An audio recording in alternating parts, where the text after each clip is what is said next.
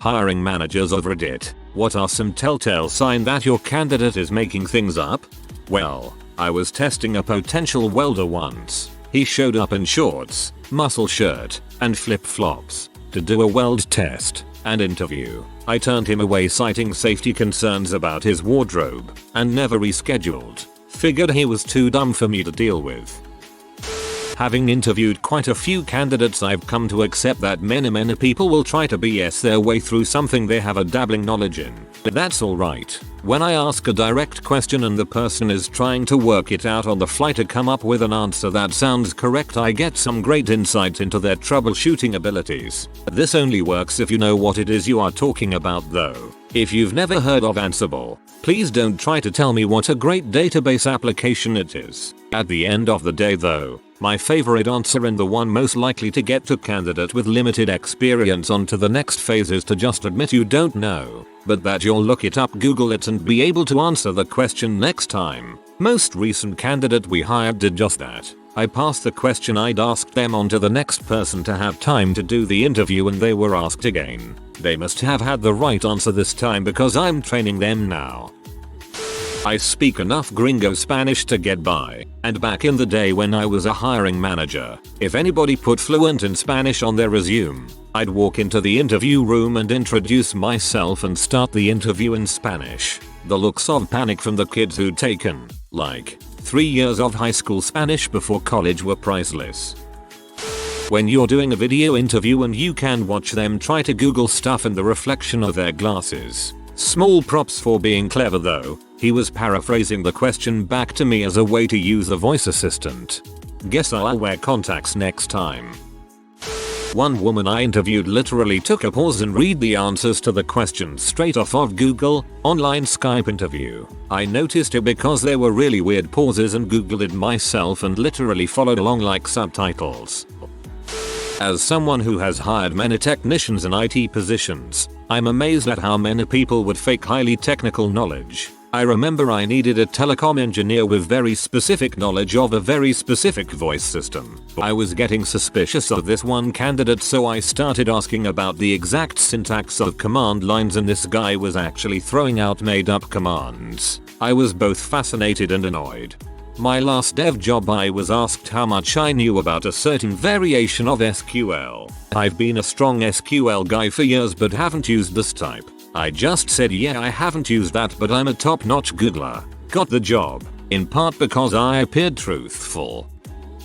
Maybe more of an answer about general competence, but in my observation the smartest people are comfortable saying they don't know something or acknowledge limitations in their knowledge or experience. Naive or bluffing candidates want to project an air of knowing everything, which is implausible. Another signal is how eager they are to go into depth. I interview programmers and technical staff, so I like to ask them about the project they are most proud of. I listen carefully and ask a few questions about how they worked through some thorny tech aspects. I understand that software is a team effort, but the legitimate contributors are eager to talk about technical details of what they built. The ones who just attended meetings and rarely contributed much struggle to say anything of substance. That is quite telling in my view. Most of my projects were always pretty small scale because the companies I've worked for were extremely cheap. A lot of the time it was really just talking about said project, but when the cost actually factored in, the said projects were never green lighted. We had an interview candidate who said their Excel skills were 9.5 out of 10 inches and they knew how to do pivot tables. They literally started crying when we brought out a laptop for the skills test and asked them to make a pivot table out of sample data. We had someone come in and interview for a call center position. Their resume claimed they had 3 years working in a call center in town. When she arrived, she was very lethargic and couldn't answer basic interview questions. When asked what she did at call center A, she literally just said call center rep. When asked to elaborate on her duties, she repeated the same thing. No details were given.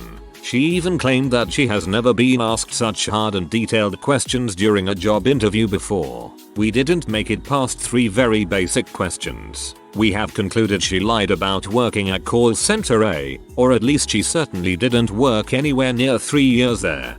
It was probably 3 days, which was like 3 years to her. I work at an architecture firm and I kid you not, A candidate attached one of our projects in her portfolio. Exactly same 3D rendering. It wasn't even listed on the company website. How she got it is still baffling. The hiring manager just played along. A common one I see a lot is work history that is grandiose and excessively overqualified, especially if it's difficult or impossible to verify. I am in a high immigration city and deal with lots of international candidates, and have met a vast amount of people with titles like Executive Director of Worldwide Distribution or Senior Vice President of Global Operations from a company in Bulgaria or Cambodia or Dubai with no phone number or English website. The position descriptors and skills on these resumes usually look copy and pasted from a template, and additionally, these people often claim master or doctorate level educations that are equally difficult to verify. I have had more than one CFO interview for an entry-level position who had never seen a profit and loss statement before. Some places do love inflated titles though. One of mine was Director of Imaging Department. I taught people how to use a scanner. It's ridiculous.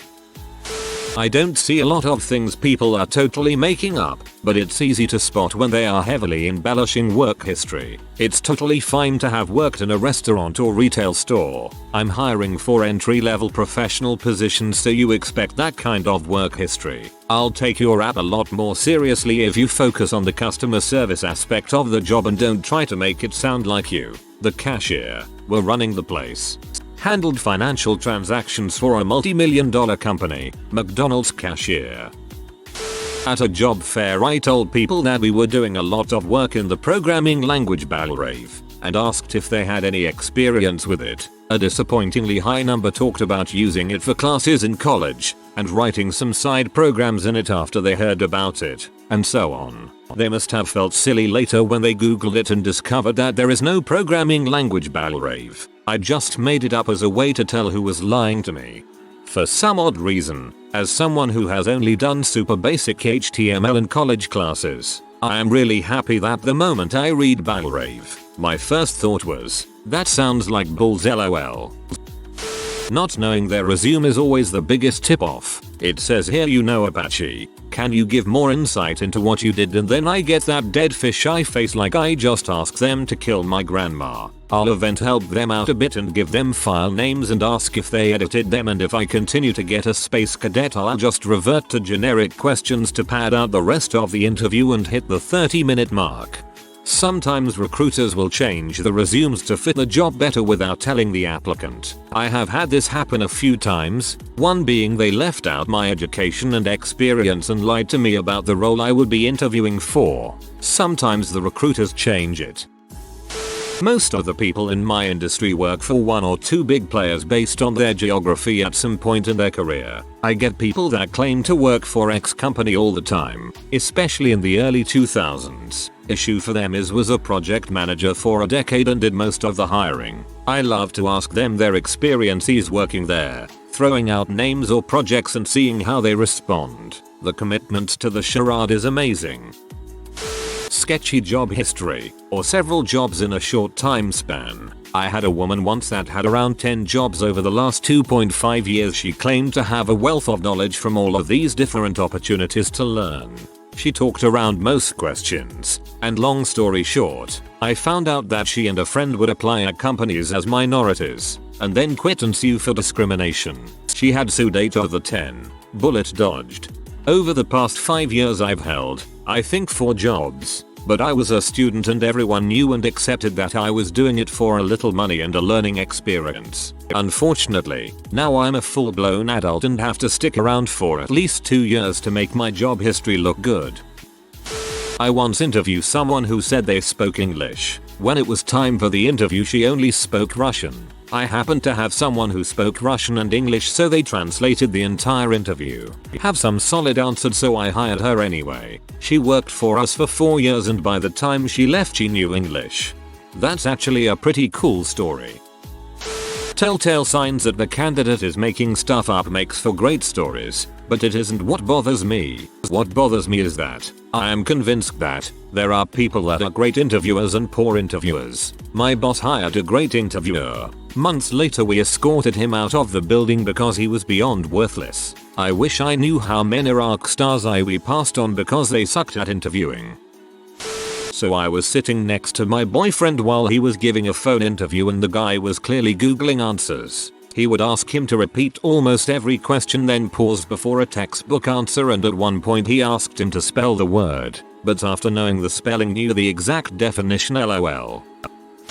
I once asked to a supposedly experienced front-end developer, can you code valid HTML? Her reply was more than enough. Yes, all my software is legal. Star questions, situation, task, action, result, are designed to root out people that don't have real experience. Or if they do have experience, the questions will expose their level of skill and work personality. If I ask can you handle underperforming reps, you can balls a vague answer easily. But if I say tell me about a time when you had to coach an underperforming rep, what was the scenario, what actions did you take, and what was the result, that's much harder to balls your way through. If you are making things up, the only way to get through those questions is to be vague, which is why you will see vagueness as a big tell in most of these comments. When they get to round 2 and I test them on the things they made up, I have felt bad for some of them. Last bad one was an Excel expert who couldn't do basic tasks with a pivot table. I think the worst was a candidate that could not multiply or divide by 10. To be fair, I was never any good with pivot tables, but I could write formulas that would probably impress the heck out of you. Back in the day, I impressed the Lotus help desk guys so much they had a couple of managers on the line to hear what I was doing. But it depends on what your needs are. I never had any use for a pivot table, so I never learned. I used to do phone interviews to screen candidates for higher up recruiters. The jobs I screened for required proficiency in English, and for one of the jobs, this was really important because it could be potentially dangerous and most of the people in the country were native English speakers. The proficiency was met if the interviewer could understand the questions and adequately respond. For one particular candidate, I had gotten through the basic questions that really only needed a yes or no, including a question about understanding the necessity of understanding English for the position. But as soon as I started asking more in-depth questions, he would give me very short, grammatically poor sentences that didn't elaborate in the way I had asked. I also started hearing a lot of background noise and soon heard people whispering responses to him. Based on the job history and past residences, I figured he didn't actually know English and that his family was frantically trying to Google what I asked and was trying to help him respond. I feel bad that he was likely an immigrant just doing his best to get any sort of entry-level position.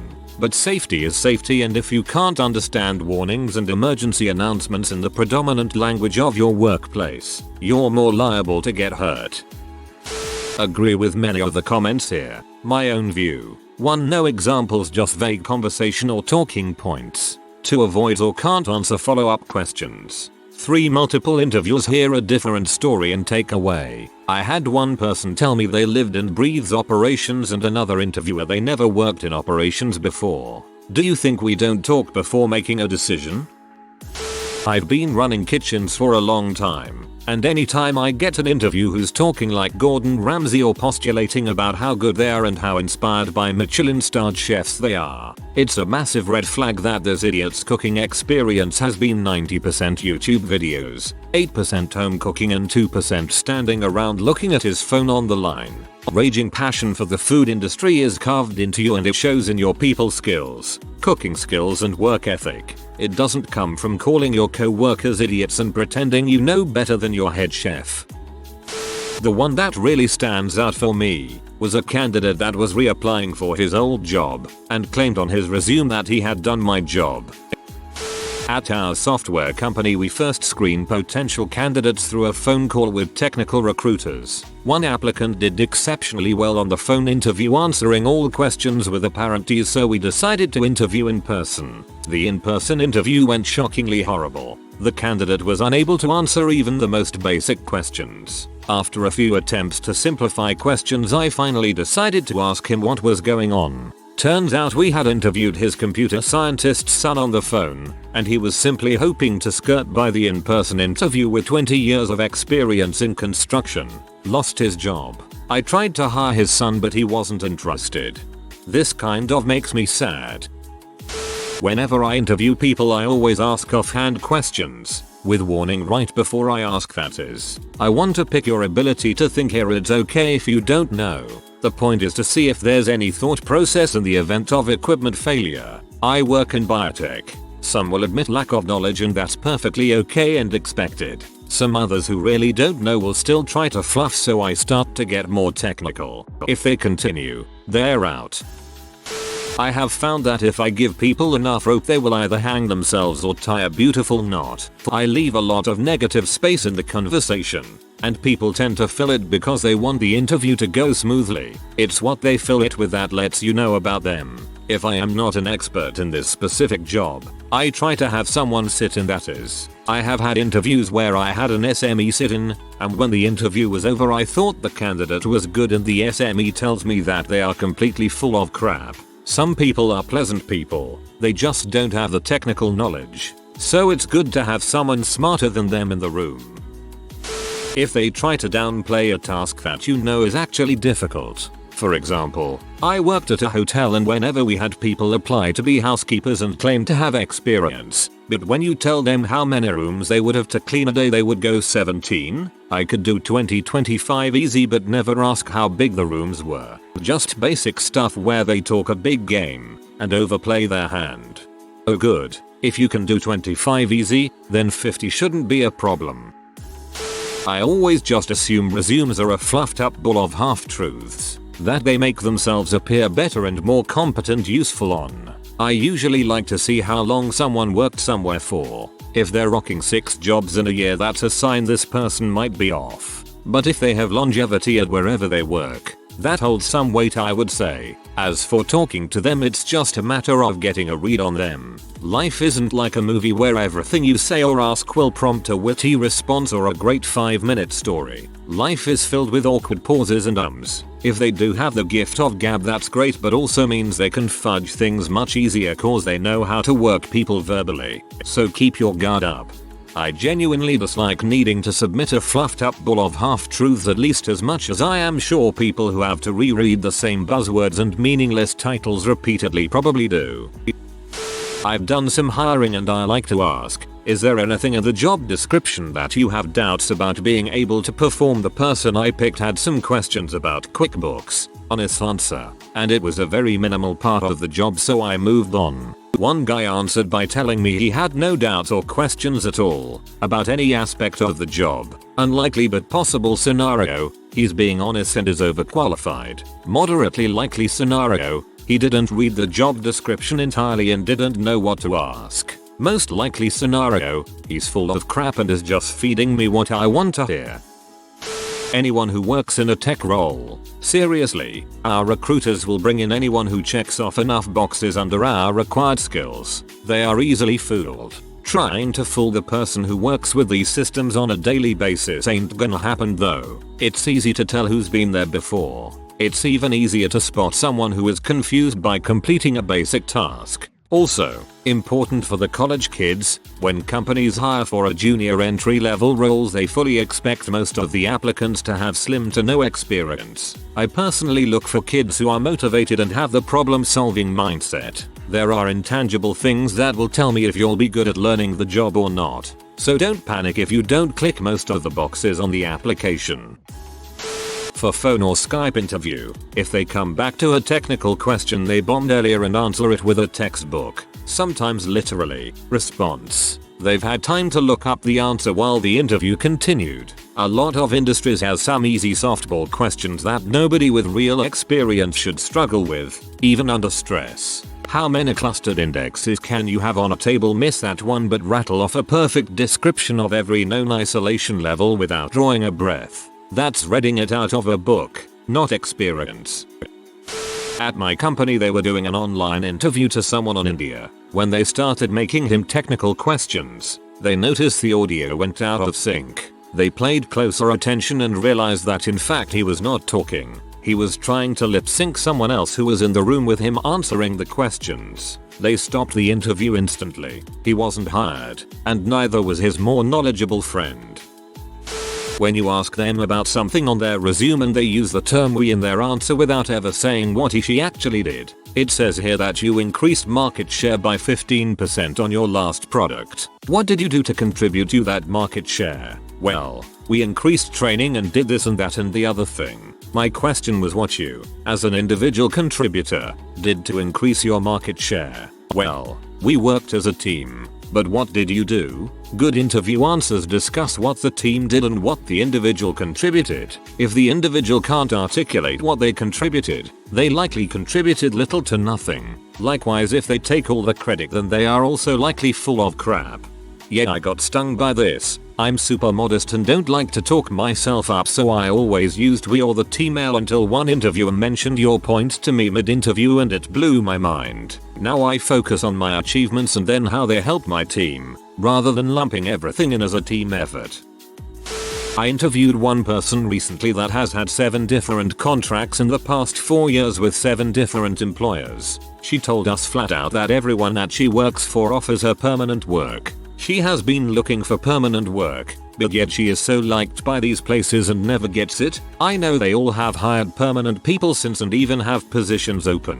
But the big sign is that she did not list any of them as a reference. If they loved her and could not find her work, they would be surely happy to find her work elsewhere. Manager. Do you speak French? Guy or girl? Yeah. Manager. C'est quoi tes disponibilités pour la semaine? Guy or girl? Sorry?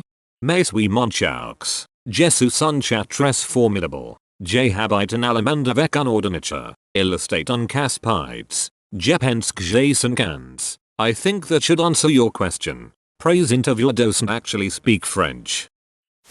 I was a co-manager and I organized the interviews while the other co-manager gave the interviews. I brought a candidate to the office and left him with the co-manager for the interview. 5 minutes later, I see the candidate walk out the door. I think to myself, geez, what the heck happened? The co-manager comes up to me and he says, that was one for the books. I asked him what responsibilities he had at the most recent employer he had listed on his resume, UPS. He said, I don't work at UPS. Then I asked him about a position he had a couple of years ago and he said he never heard of the company that was listed on his resume. Finally, I just asked him if he made all of this up. He apologized, said yes, and got up and left. Man, I remember for a entry technician job they made do all these IQ tests and then ask me how to rewire a freaking big calibration machine or scales or whatever it was. I forgot. Bro, I couldn't do it. Like, that's literally the job. I needed that job so I could learn. It was a freaking nightmare and was embarrassing. I was so unprepared and didn't realize job interviews were that serious. What graduate knows how to actually do the job out of college, man? In college we literally learn how to learn. And then these HR people come up with freaking impossible standards to live up to. Have 3 years experience postgraduate as an entry level job. Then they turn around and say it's okay to apply for jobs even if you have no years experience. Then they wonder why people lie or highly inflate their abilities on their resume. Because people are getting desperate after searching for jobs for months to years to not even hear callbacks. Everyone wants experience but no one is willing to give it. I hire people for a fast food job all the time, so it really doesn't have many requirements. It's quite interesting when at the interview some people will add all these other places they have worked. Of course they don't have contact numbers on any of them. Especially when you ask a customer service related question, something along the lines of a customer received the wrong pizza and is calling us unhappy about it. How do you handle the situation when they've worked half a dozen fast food jobs but stumble over it super hard? It's suspicious. I don't even care if they don't know or if they have work experience, but if they seem disorganized or appear to be straight up lying, I won't hire them. If you are new to the channel, you can subscribe. I publish new videos every day. Until then, check another video.